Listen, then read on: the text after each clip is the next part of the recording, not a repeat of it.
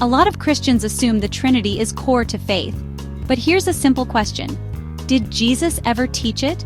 Jesus actually said, "The Father is the only true God." That's not three persons, that's one God, the Father. Jesus also said, "The Father is greater than I." He didn't know the day or hour, only the Father did. And after rising, he called the Father my God.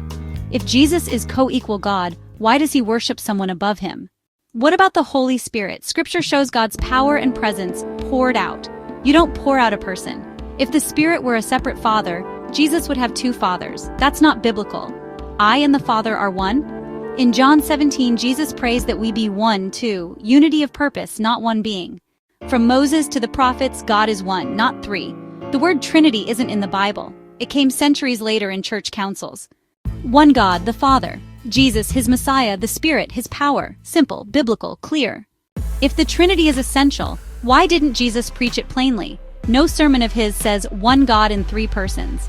Instead, he said, "The Father is the only true God." Today, let's look at the Bible itself, and let Scripture speak.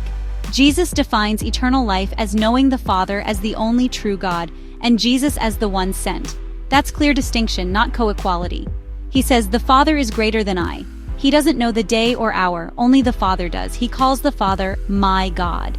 If Jesus is Almighty God, none of these statements make sense. From the beginning, God's Spirit is his breath, power, presence. In Acts 2, the Spirit is poured out. In Luke 1, the Spirit comes upon Mary. If the Spirit were another co-equal person, Jesus would have two fathers. The biblical picture is simpler. One God acting by his Spirit. John 1:1 says the Word was divine, fully expressing God. Yet John keeps the Word distinct from the God he's with. I and the Father are one fits perfectly with John 17, where Jesus prays that we be one. Unity of purpose, not one essence. Thomas's "My Lord and my God" is a moment of recognition and exalted address. But a single exclamation can't overturn Jesus' repeated teaching that the Father alone is the true God. Israel's creed is simple. The Lord is one. The prophets echo, "Apart from me there is no God."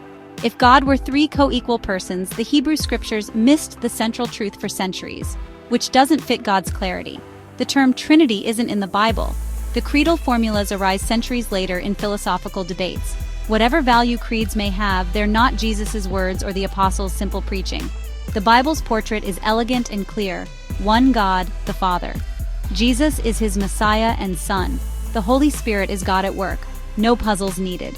If you love Jesus' teachings, let Jesus define God for you. If this helped, share it. Let's return to Scripture's simplicity.